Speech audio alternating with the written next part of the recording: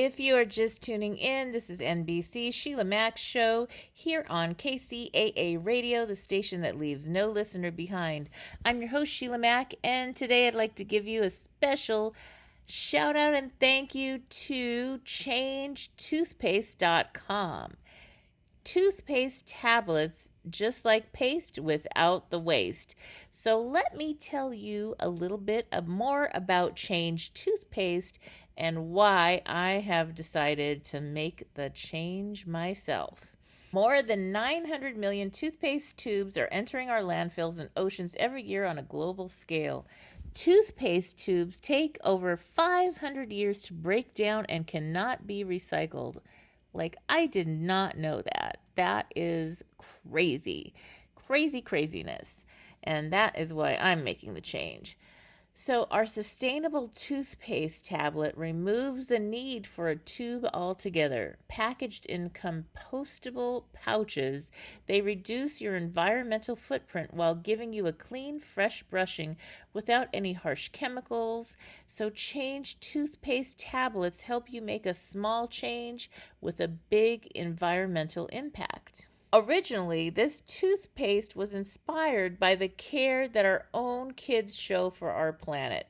We want to do our part in reducing the global plastic waste problem to make sure that the environment is safe and healthy for generations to come. Together, we believe we can create a global movement to protect our beloved planet. Think about it. You brush your teeth each and every day, a few times a day. And once your toothpaste tube is finished, it's thrown into the garbage without a second thought. Change Toothpaste tablets are just like paste without the waste, helping your teeth feel naturally clean, fresh, and prepared for anything that your day has in store. To learn more, go to ChangeToothpaste.com. Thank you again, Change Toothpaste, for being the sponsors of this episode. You ready for a reboot? Welcome to the Sheila Mac Show, reality at its finest. History reminds us those hit hardest often become the change makers. This year, we've all hit crazy economic, social, and emotional rock bottoms. We all get knocked down. Something hits globally, locally, personally. It affects our health, finances, our relationships. We have to recreate a business or career. Each show, Sheila and her special guest will be sharing their reboot stories, guiding you with real solutions to upgrade and up-level emotionally, mentally, physically, spiritually, and financially. Here on NBC's KCAA Radio. If you're ready to pull yourself up by the bootstraps and bra straps, enjoy a listen. Welcome to the Sheila Mac Show, reality at its finest. Here we have real people sharing real stories and actionable steps to help you reinvent, rebuild, and reboot your business and personal life on your terms. I'm your host, Sheila Mac, and today we have special guest, Anita Tosh. Anita began writing books late in life and now has 3 published YA Christian fiction books.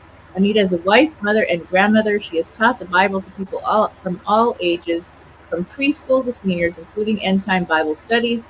She also enjoys cooking, gardening, bike riding, and learning Hebrew. All right, welcome to the show, Anita. Thanks so much for having me, Sheila.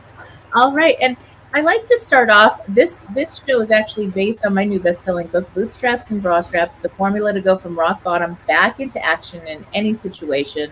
And I wrote it right before the pandemic hit. So we have had some situations. Well, how perfect. It ought to be a #1 seller the way things are right now. Yes, it actually has reached best-selling status, and it is doing well. And it has a fun cover, fun name, but it gives lots of advice. I love your book. Thank you. So now I'd like to start off by asking you to share about a time in your business or personal life where you experienced a tough situation and how you got back on track. Okay, well, mine was actually right at the beginning of the pandemic. I was a director of a preschool, and when the lockdown hit, well, all of the kids left and stayed home with mom and dad, and the school was closed down. So there I was with no income and no job, and but I had started a book. And so I thought, hey, I've got time. I'm going to finish this book. And so that's what I did for the rest of that year, was working on that book. And and there was a lot of challenges getting that together and getting it. You know how it goes. Uh, so we did get that on the out there by it actually released in June of this year. Okay. So yeah, so it was challenging, giving myself a schedule, making sure I had put in the time to write every day, finding all the editors I needed, and so forth. And there's a lot of choices to make when you're an indie author. I had tried going the traditional route, and the previous book I had the all the help with the publisher and agent and all of that stuff. And so since then, though, I've decided to go the indie route, and that puts a lot more work on me to find all of these things. Yes. Yes. Yeah. Yeah, it does. It takes a while. A good solid year was about the time frame for me as well. And the more work I did, the more I had to do. I did work with a publishing company that gave me lots of extra homework because I didn't know all the things I needed to do. So that was helpful. It was great, but it was like getting a PhD. Let me tell you, you don't know how much goes into that book. It's the truth. Yes, I'd love to hear about your books and your topics, and a little bit about maybe your favorite chapter in each book. Okay, well, the most recent one is called The Book of Jeremy, and that is about a young boy. He starts when he's 12 years old, and he begins having dreams and visions from God, and he sees what's coming, and it's really difficult for him, being so young, and to try and figure out what to do with this information that he's getting. He sees things happening around him that correspond with these dreams, and at first, it takes a while for him to figure it out. They're kind of weird dreams, but finally he does realize what's going on, and then World War III breaks out, and at that point it's actually somebody posing as aliens that attack the Earth, and he has the story behind it and knows what's really going on. He's able to save his family, and becomes a hero as he continues growing up. So it covers 5 years of his life. So that's the Book of Jeremy. Before that is called God's Armory, and this one there are some homeless people that end up being key to a small church making it through the last 3 years before Armageddon. So again, it has an end time theme to it, and except this one actually goes through Armageddon and into the millennial reign, the beginning of it. So that's a little bit different. Most books don't do that. My first one that I traditionally published, that one's called Zella, the Zella Chronicles, and it's not an end time book. It's the only one that's not so far. But I do plan on each of these having sequels. But Zella is a young girl. She dies, goes on from this life at a very young age, and she lets Jesus know that she wants to grow up. And he said, well, the only way you can do that is you have to have some experience with what goes on Earth. And so each chapter is a new adventure in her maturing. Nice. Wow. So, that sounds so creative. I love those books. And what you've mentioned, the titles and the storyline sounds great, interesting, and intriguing for young adults or adults, I guess, I imagine. Yeah, it's really for all ages. Yeah, I found out with my first book that if you don't have any sex or cussing, it's automatically considered young adult. And so, oh, wow. So that's why I write young adult books. Yes. Oh, that's so interesting. Yeah, our world is very interesting right now with our times that we're in, and it is something that you look at and you think, okay, well, wait a minute here, talking about the end times. Well, my goodness. Yeah. Oh, they're all around us, and that's what happens in the Book of Jeremy. Is he sees that? Yeah. Yeah. See, and the thing is that I think about, okay, well, but nobody knows the day and the hour or the time, right? Yeah. And Yeah, so it's like, okay, nobody really knows, but but we there's can see the yeah, times, there's so signs of the many time. things, and it is something that you would have. I remember reading, these wisdom texts, the Bible, and all this, and as a young kid, I thinking, never happened. Those things could no way, not in my world. Like not in my lifetime. None of that could ever Yeah, be no one expects possible. it in their life, really. Yes. Yeah. I mean, like, would I be so lucky as to have to deal with all that in my life? And that was my thought as a But little kid. yeah, Yeah, and so now look what's going on around us. yes, We it's see so really, many things that we would never have imagined. Even a couple of years ago, who could yeah. have thought things would happen Oh, the yes, way they are? yes, definitely. And, but I think then I would look at history and I would say, okay, well, you look at some of the history, and I'm sure that during those times, because nobody knows the exact time, that felt like the end times too. When you Yeah, look at the World War II and and everything, absolutely. yes, Yeah, and all these different times, or the Spanish flu. yeah. And my grandmother actually lived to be 103. She was born in 1908, and she went through the Spanish flu as a young girl, Great Depression, all these things. And I ended up being raised partially by her as a young girl, and all her friends, these elders, these ladies, they were all ladies. They would have tea together and sit around and talk. And I was this to be seen and not heard child that was kind of raised by grandparents. It's a little different. So I'm sitting there pretending to have tea, and I hear their stories. One That lady, must have she been amazing. survived the concentration camps and lost her entire family. Oh And, my. and she, a beautiful lady, and then another lady from Greece, and she lost her husband and ran the business when it was looked down upon for a woman to run the business. But she didn't have children, she didn't have anything else to do, and she did really well. And so, Yeah, good for and her. from all over, I was in Los Angeles, California. And so it's so diverse. So you have people from everywhere. And I think that was such a gift. And it makes me Absolutely. think of when I read your intro bio, you worked with the students and you did Sunday school and this and that.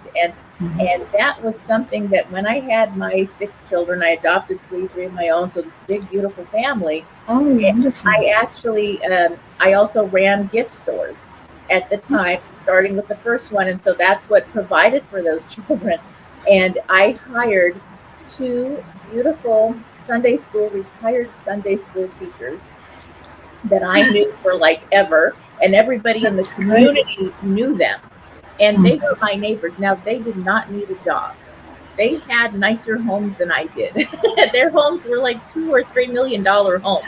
Not, Oh my. I am not back then in beautiful La Cañada, but the reality was they wanted to contribute and be with the children. And the ladies, I hired many ladies to work at my store, guys too, but the ladies, the moms that I hired would leave Nordstrom's or these big companies to work where I had the store because I provided 2 nannies, and there was a park nearby, and they could have time with their babies and work because they had to for whatever reason. And so Oh, that was it. And for me, because I was able to have great salespeople work with me, great what a employees. beautiful setup. That's Yeah, awesome. and so because of that, I was able to pay for those nannies, and they didn't even charge that much. They just wanted to be part of the family, and literally, I mean, we still until the last one just passed away, old age, she was like 100 something herself, 101, I think it was. But really, they were an extension of the family, and That's it just felt beautiful. it felt nice because I knew the kids were safe, Mhm. and it was mature adults, and there was 2, so they were Yeah, together helping, that's cool. and and then we were nearby to check. We didn't have cameras back then like you do now, but we were like in the next over, so it was Yeah. nice. And that's a creative way, I think, right now for parents that have to, maybe you have to homeschool. Yeah, a lot more people are nowadays.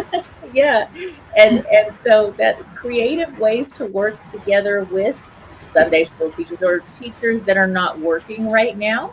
I Hmm. know there's a whole group of teachers that have decided not to do the vaccine or whatever at this point, and so depending on their personal choice, and so they are losing their jobs. So guess what? Yeah. You've got a whole bunch of people that are fully credentialed or talented people that know how to teach and work with children. And so if you're stuck with that situation, working from home, and you need help, there you go. Get together with a That's a little great group. idea. Yeah, do a I'll pass co-op. it on. Yeah, do a co-op for those listening in. Do a co-op Uh-huh. and help out those teachers that are standing their ground for what they believe in, whatever you believe in. It's all everybody's personal choice, but to help out with your children and have proper care, you're the best school ever. And so Yes, I do absolutely. think, as a teacher, and I also taught Montessori for years. As a teacher, You taught Montessori? yes, I did. Oh, Yes. my school was a Montessori school. Oh, okay, there you go. I love, the kids are reading chapter books like in kindergarten. It's Right. incredible, and they think they're Yes. playing. They've got these little jobs. For those who don't know, check out a Montessori school, and you can use it at home. There's a little bit of training, obviously, that goes into how to teach through that methodology, but it's beautiful. It really is. Oh, yeah. It is amazing. Uh-huh. Yes, yes. Yeah, So we had they're called jobs. We had all the way through the third grade, and but the children we only went through kindergarten. mhm. But yeah, it is beautiful. Yes, it really is. Now, what advice would you have as a teacher, as an author, a mom? What advice would you give to other parents right now, as far as how to uh, educate more from home? Yeah. If there is any way that you can stay home with your kids, that's the number one choice. And many people who do that nowadays, they do get together. There's groups of homeschoolers that they get together for field trips and so forth, and they also help each other whatever their strength is. If one mom maybe is good in math and another one is better in English, then they can kind of trade off with each other's kids to help um, in their strength. Yes. Yes, and that makes it so much easier. When I was teaching, I actually had a whole group of homeschool parents that I helped after school hours and Right. taught them, Mhm. to earn extra income, and because I wanted to contribute, and my kids would play with them and do their homework from school, whatever. We didn't have a lot of homework, and it was just there's independent study programs, ISPs, depending on your state. There's Yeah, different umbrellas a where lot of things to choose from. Uh-huh. yeah, where you can do independent schooling versus something that's public and that's mandated by those lessons that Yeah, maybe not when align with the family. So, I homeschooled my youngest, my two of my grandkids to oh, help them finish up high school, yeah, um, and so it was a nice combination of what I was able to do, and then also things that I needed help with I found online. So that the things online nowadays are so wonderful. I mean, I wish they were there when my kids were little. yes, yes. Now I go back to that time because my kids are all grown now, and I have a few in the service making choices right now on things.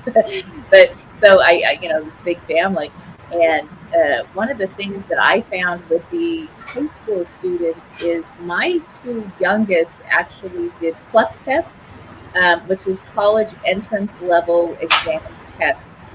So they would take the test study prep, and they would pass the test, and they would get high school and college credit.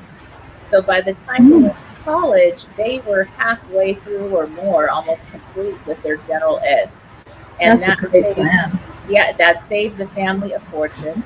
So I pulled my youngest to, they were getting into some trouble. We had moved. They got into some trouble, and I wrote about it in my book. And so you got to read that on parenting. But they got into a little trouble with some kids, and they started smoking pot. And I was like, oh no, wrong road. We're not doing that road. And so I pulled them out, and they traveled with me. And we were traveling with the Tony Robbins group and this big educational learning tour. We met all these speakers and trainers, Steve Forbes, all these incredible people. And so they did independent study with me in their clips. And then in the summer, they got to go to Stanford, and Stanford had a high school and college level program.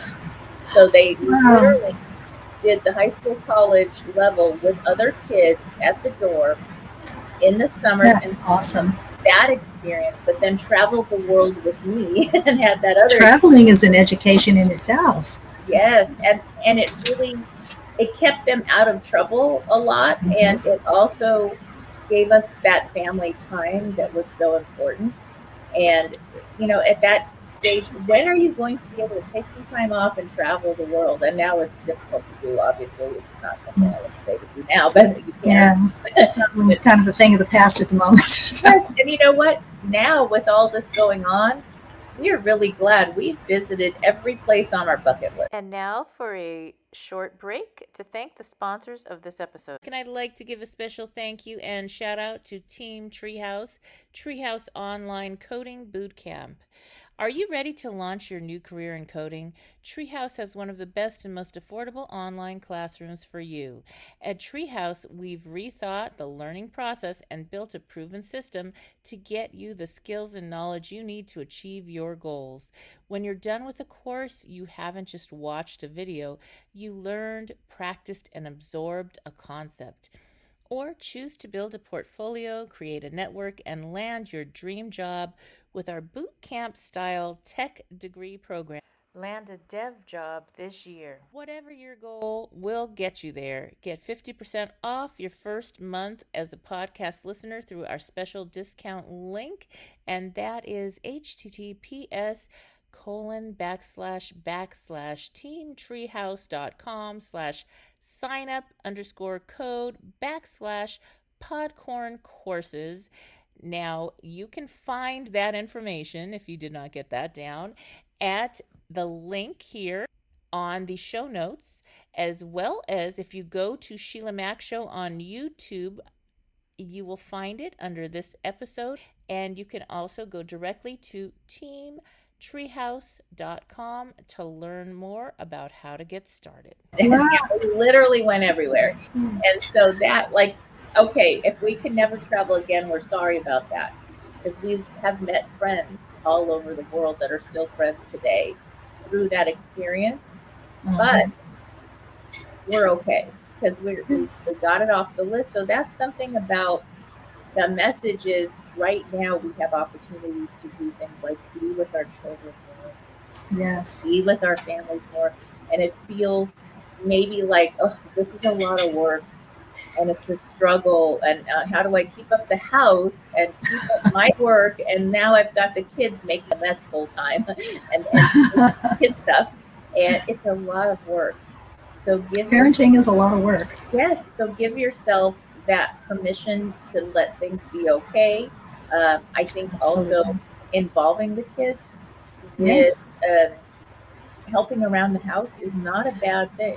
Oh yeah, part of our homeschooling with my two grandkids, they were in high school, and one of the class was cooking, and they had to make a menu, they had to do the shopping, they had to prepare the meal, they had to clean up after the meal. So, I mean, it was really life skills. This is what you need to know how to do. And so it was great that it got to count for class credit. Yes, yes, that is good, and it's really important because, I mean, I came from a difficult home life as a kid, parents sick, and then in and out of foster care for a short time, and all these crazy things. And so I was like, I'm going to give my kids everything. And the first one I had with the six was the baby, and I gave him too much. And Easy there to was do. resentment and this anger that came out that was like, wait, I just gave you things. I gave you a car, I gave you private schooling, everything you want. You need a tutor. You want to go take this, you want to take that. Everything. Like, I spent so much money, and there was resentment. And then I was like, okay, I'm going to tone that down a little bit and stop. And that, and now he's totally on his own and got that. Obviously, he's a grown up. Sure. Yeah. But I learned and I realized that with the younger ones, I didn't do that as much. I was more like, okay, let's see what you can do, and maybe I'll contribute to your fund if you're saving for something special, or I'll help with car insurance or whatever. Mhm. But you buy it, and there was this, like, I did it. This pride of, just think about the Montessori jobs. I figured it out. I could, There you go. Yeah. and I was Mhm. like, oh wow, that is a real gift. It is a better gift. And It it means is. they know you're there to provide for them when needed, or to fill in the gap where they've really put in effort. But they have done something where they're proud of themselves, and they have, I guess it's like, I'm self-sufficient. I have Yeah, they can have that self pride that they did accomplish this, and Mhm. there's nothing else that can do that for them. Yes, yes. And so, I mean, like, I heard the news a while back where there were these very well-to-do people that actually paid for the colleges to get them an entrance into these big university Ivy League Yeah, schools or whatever, and they paid the schools to let their children, young adults, in. I've heard of it. And it was such a sad thing, because the message is, oh, honey, I'll pay for that because I don't believe in you. And Yeah, you know you're what I right. mean? And Yeah, or you don't have to do the work, because this money will take care of it. And in reality, when you grow up, the money doesn't always take care of everything. You've got to at some point do some of the work.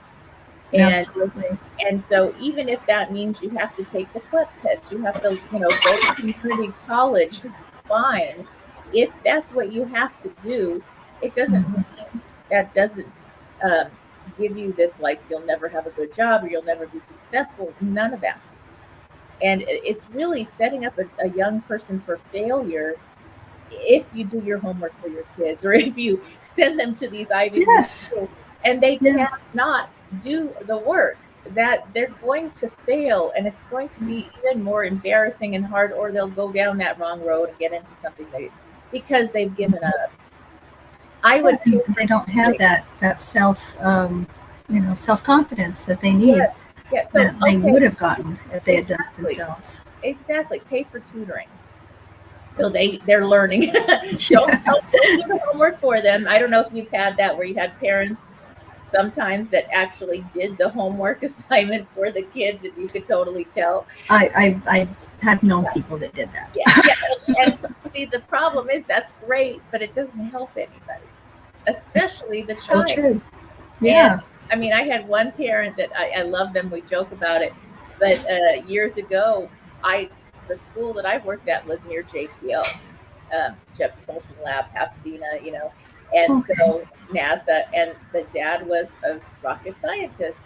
So the science fair project, dad builds a little mini rocket that flies and everything, and it's like, this is a second grader.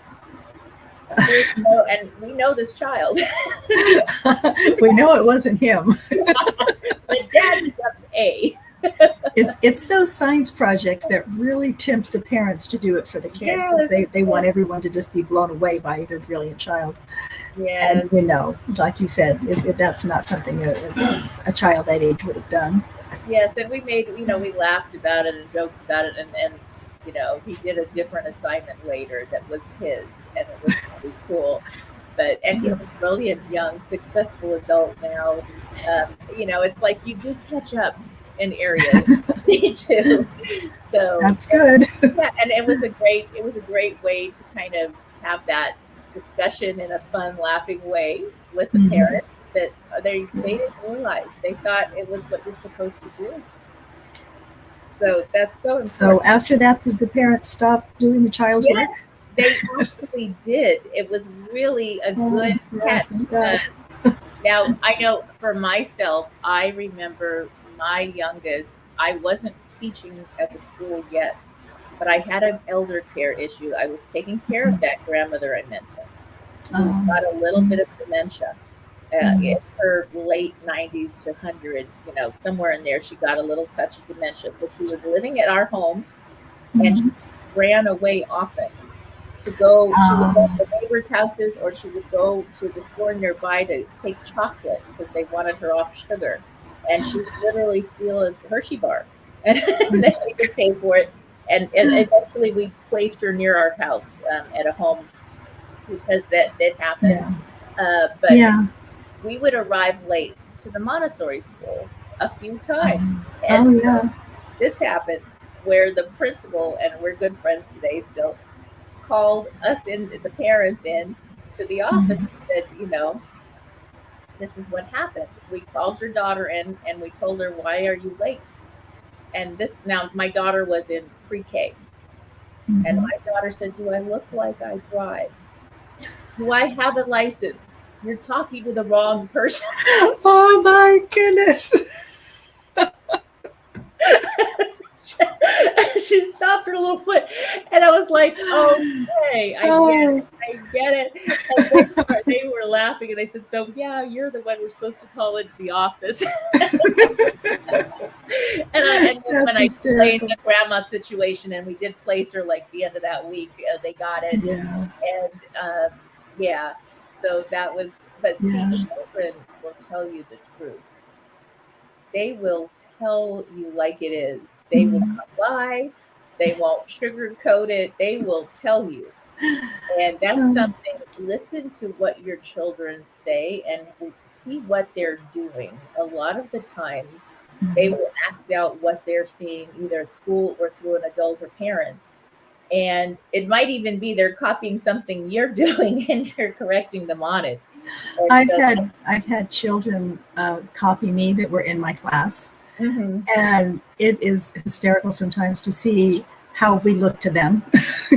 The yes, first one I saw doing it was my granddaughter. She was in the class, and uh, sometimes I don't hear real well, and so I would ask a child a question. I would stop and say, "I'm sorry, I didn't hear you," and that's what she was yeah. copying. "I'm sorry, I didn't hear Oh, that's cute. you. Yes, Could make you it say that again?"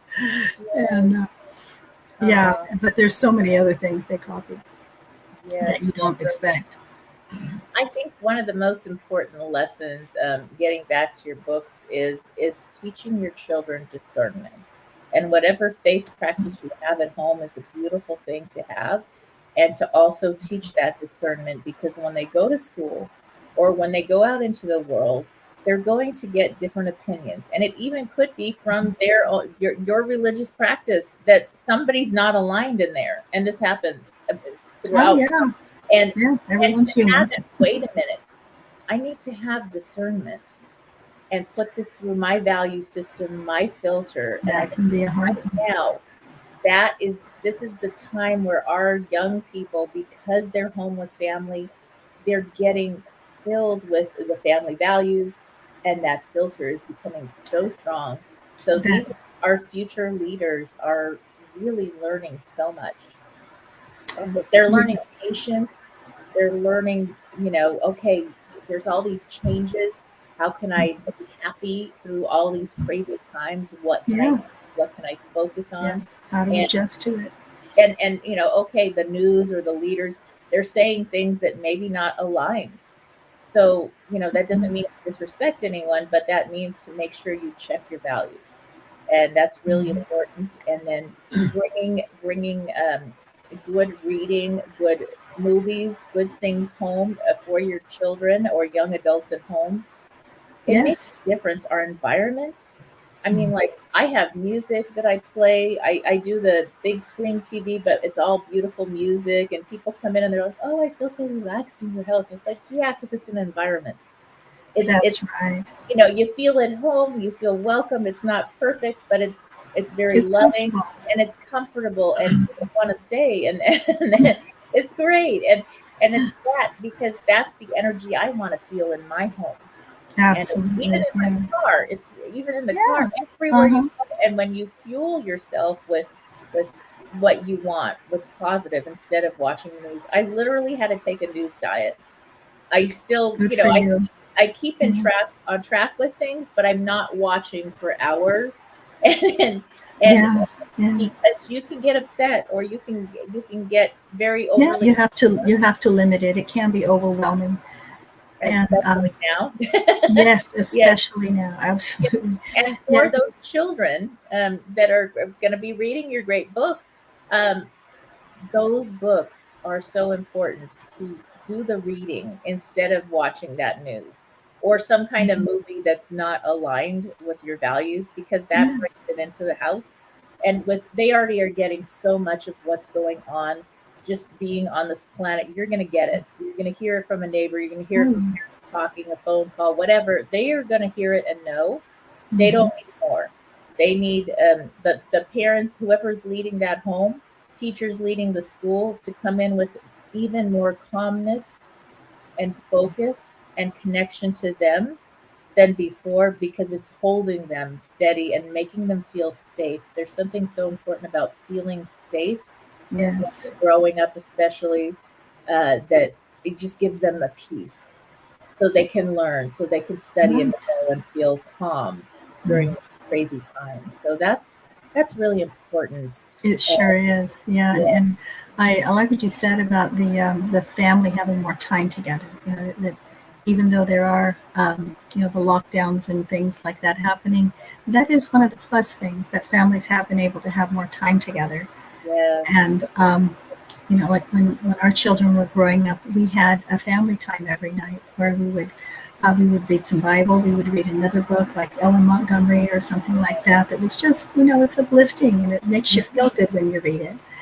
Yes. And just that time together that you have the common Hmm. memories. Yes, yes. It's so good. And in fact, I did that with my children as well. We had a family reading time every night. And it was when they were babies, I started it because somebody told me about it. I said, well, that sounds cool. All right, I'll do it. The babies are supposed to learn. Awesome. And then getting through the terrible twos, it was that ritual, that routine that like calmed them so they actually got Yeah, to bed on time. And then as they got older, literally if I traveled or they traveled, and even now we connect on the phone every evening pretty much, and we discuss great. things, or we don't read as much together, but they read. They're Uh-huh. all readers, avid readers, Yes. because of Uh-huh. it. And so that's Mm, really ours are important. too. Yes, Hmm. and so those little traditions are Hmm. so good. And then having extended family, like you homeschooled your grandkids. Listen to this. Grandparents, get ready. After the show, you might get a new assignment, but it's a beautiful thing because it's that, like, I had all those grandmas around me. I Hmm. adopted all of them, really, literally. And so they gave me great wisdom at a young age. That wisdom is more than you could find in a book. It's Yes. more than going to school and studying. It's a wisdom, a generational. They tell the Yes. stories, and the stories are living history of what happened and the feeling, the emotion. And as we're going through our own living history right now, to Hmm. have people that can go back and share what they went through, it gives hope and hope. Okay, wow, they made it. I can make it too.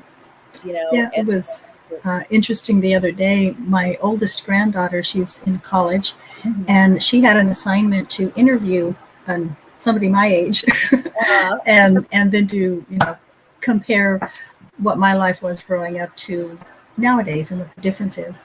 mm, And I really, it's the first time I really got to talk to her about a lot of things that even though we live right there, and we see each other almost every day, right. there's a lot of things we haven't talked about. So that was really something special to me that I got to share all of that.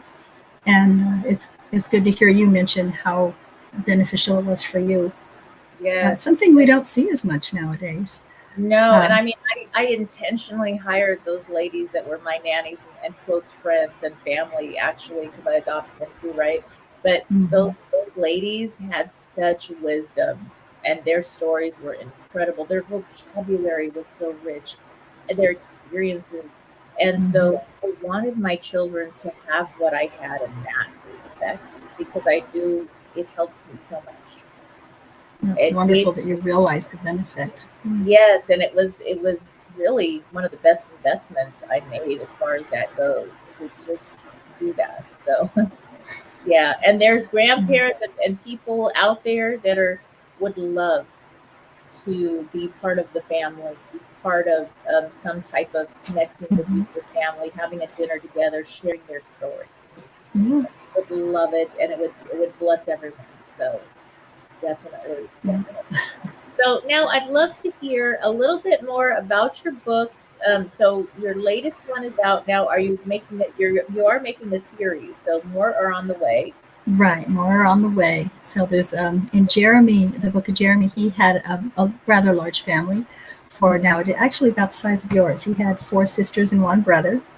So so there was six there, and so this the book of Jeremy, of course, focuses on Jeremy.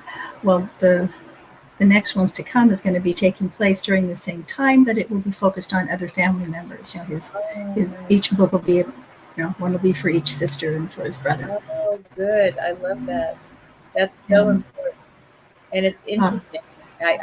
Jeremy was the one that had the dreams and the guidance mhm. and had to make sense out of all that. That sounds so intriguing. So yeah, that Yeah, sounds so good. yeah. And now we're coming to the end of our talking time. So where can people purchase your books and learn more about all you're doing? Well, everything's on Amazon, but also you can go to bookbub.com, and from there, that'll show you all the different venues besides Amazon as well. There's Barnes and Noble and Apple and so forth, so that can connect you to all of them. All Uh, right. All right. That's wonderful. Thank you. Thank you again, Anita. And it was wonderful having you as a guest on the oh, show. my pleasure. And for those tuning in, we'll be back after this message. Welcome to the Sheila Mac Show, reality at its finest. Here we have real people sharing real stories and actionable steps to help you reinvent, rebuild, and reboot your business and personal life on your terms. I'm your host, Sheila Mac, and before we get started with today's show, I'd like to share with you a special thank you and shout out to Growth Manifesto Podcast, our sponsor for today. And I want to share just a little bit more about Growth Manifesto Podcast.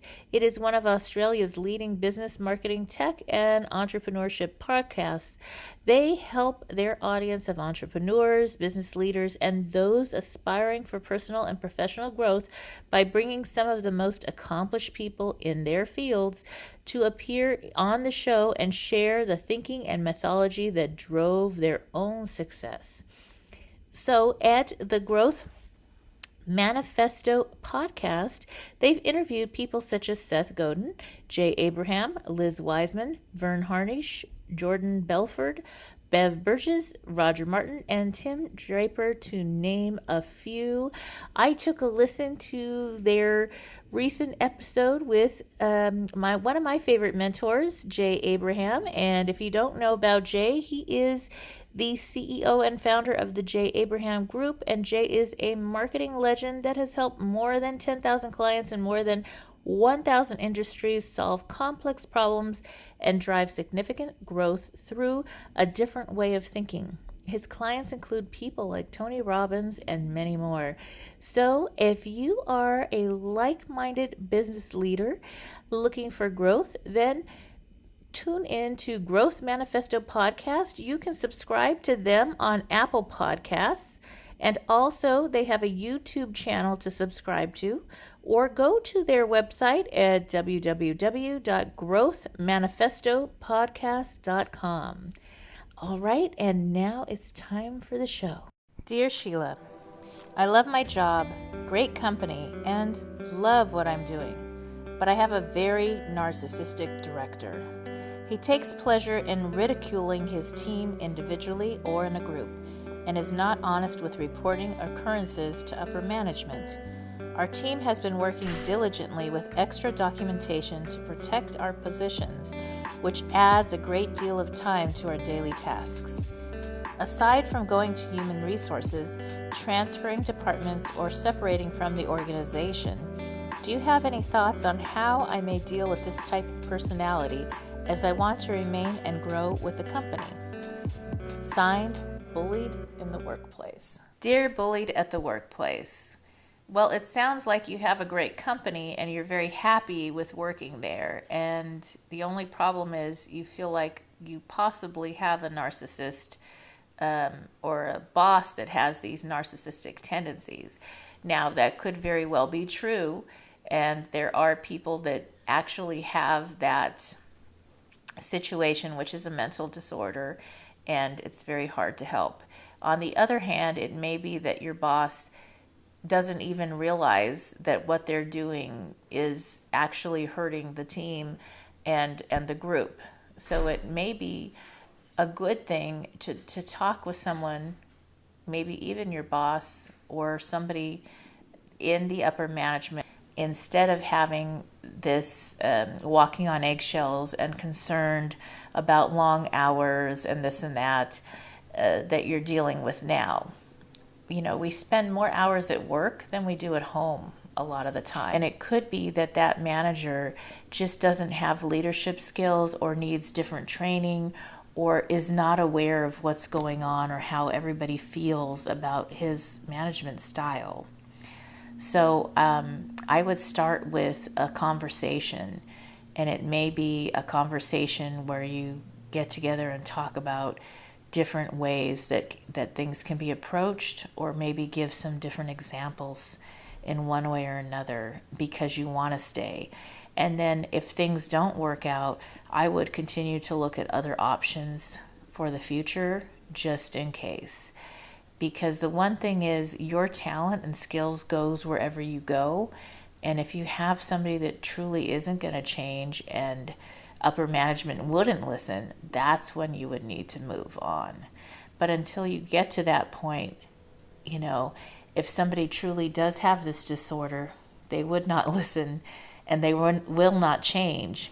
And so you're going to have to be the one that's the healthy person that shows up and says something to make a difference. I hope this helps. As always, I wish you life, love, laughter, and light.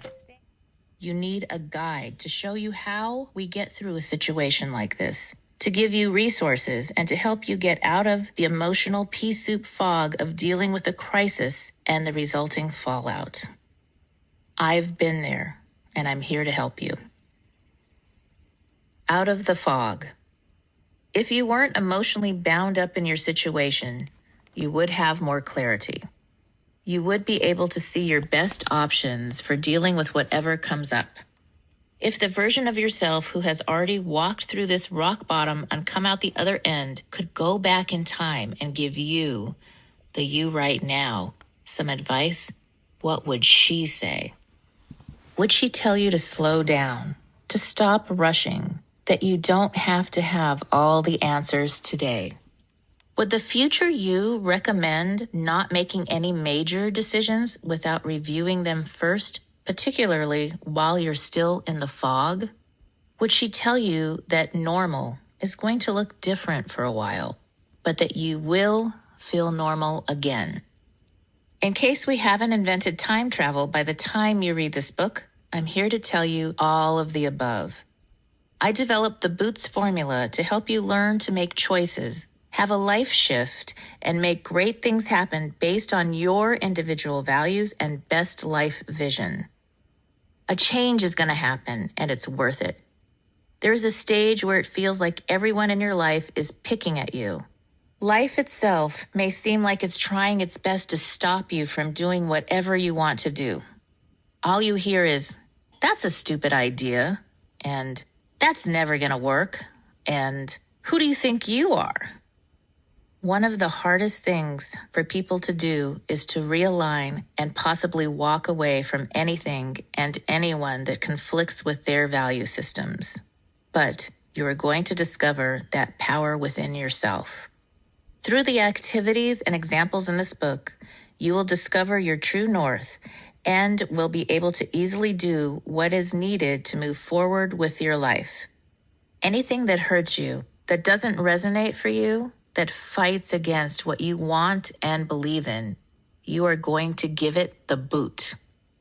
Once you have turned your rock bottom moment into a positive, beautiful life shift, you can live your life on your terms. Your life will probably look different, but you get to design it this time. You are taking your life back, and you are in charge, not anybody else. Sooner than you can imagine, you'll be in the career of your dreams or the relationship you always wanted. Because you are going to learn to develop healthy boundaries. Because you are going to do things differently along the way from here to there. You will begin to attract the people, the job, the place to live, all of the opportunities that align with who you are, your essence, your truth, not anybody else's or even society's expectations of the way you're supposed to be. Once you have accepted that you are in charge of living your life and you begin to embody living your truth, people are going to see you. They're going to be inspired by you. Then you're going to hear, "Hey, can you show me how you did that? I want to do it too." When you assess your peer group and up-level according to your life purpose and vision, and once you have created a life shift for yourself, whatever that looks like, your life is not just full, it's fulfilled. Not only do you get more and better sleep, you wake up feeling rested and happy. You know that you're doing what you need to do. Yes, sometimes your heart will call you to leave certain friends or family members in order to find a more aligned peer group. From what I've seen, however, the ones who leave always return to lead their family and friends to success. Because your friends are more in alignment with your beliefs and value system, they support you while also pushing you toward your personal best. Life still involves work, but as a whole, it feels far more effortless. But you don't have to wait for the right person, right job, or right investment opportunity to show up. You can start living now so that every moment as you go forward through the process of recovering from rock bottom and redesigning your life is one more step to being the best version of you, the one who came. All right, if you are looking to reinvent life on your terms, if you are grieving, experiencing financial turmoil, career shifts, relationship problems, parenting, elder care, victims of abuse, breaking free from an addiction, or seeking an overall business and lifestyle redesign, then you may need a reboot. It is not fits all, just like a pair of boots or a bra. So the formula is designed to help you through any situation.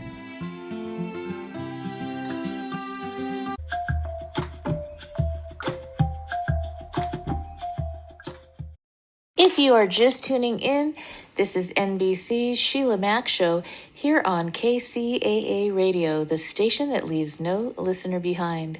I'm your host, Sheila Mac, and today I have a couple of announcements. First, I would like to hear from you. That's right. I would love to hear from you, to be honest. I want to know what your breakthrough is, what your reboot is. How are you reinventing and rebooting your life? What shows would you like to hear more of? What information do you need to help you get back on track this year? And to do that, the best way to connect with me is actually through my new YouTube channel, and that is Sheila Mac Show on YouTube.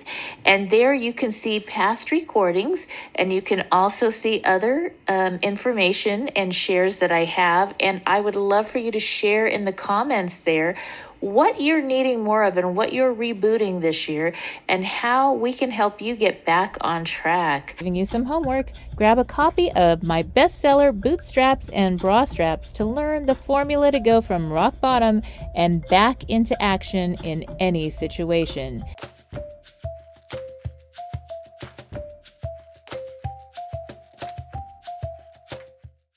Dear Sheila, I love my job, great company, and love what I'm doing, but I have a very narcissistic director. He takes pleasure in ridiculing his team individually or in a group, and is not honest with reporting occurrences to upper management. Our team has been working diligently with extra documentation to protect our positions, which adds a great deal of time to our daily tasks. Aside from going to human resources, transferring departments, or separating from the organization, do you have any thoughts on how I may deal with this type of personality as I want to remain and grow with the company? Signed, Bullied in the Workplace. Dear Bullied at the Workplace, well, it sounds like you have a great company and you're very happy with working there. And the only problem is you feel like you possibly have a narcissist or a boss that has these narcissistic tendencies. Now, that could very well be true, and there are people that actually have that situation, which is a mental disorder, and it's very hard to help. On the other hand, it may be that your boss doesn't even realize that what they're doing is actually hurting the team and the group. So it may be a good thing to talk with someone, maybe even your boss or somebody in the upper management, instead of having this walking on eggshells and concerned about long hours and this and that that you're dealing with now. You know, we spend more hours at work than we do at home a lot of the time. And it could be that that manager just doesn't have leadership skills or needs different training or is not aware of what's going on or how everybody feels about his management style. So I would start with a conversation, and it may be a conversation where you get together and talk about different ways that things can be approached, or maybe give some different examples in one way or another because you want to stay. And then if things don't work out, I would continue to look at other options for the future just in case. Because the one thing is, your talent and skills goes wherever you go. And if you have somebody that truly isn't going to change and upper management wouldn't listen, that's when you would need to move on. But until you get to that point, you know, if somebody truly does have this disorder, they would not listen and they will not change. And so you're going to have to be the one that's the healthy person that shows up and says something to make a difference. I hope this helps. As always, I wish you life, love, laughter, and light. Have you lost your job? Have you lost a loved one? Are you exhausted caring for your parents, for your kids? Well, you can find immediate relief when you read Sheila Mac's new #1 bestseller, Bootstraps and Bra Straps. It contains the Boots formula to move from rock bottom back into action in any situation, especially right now. So if life has knocked you down, pick yourself up with Bootstraps and Bra Straps. Get your copy at www.SheilaMac.com today.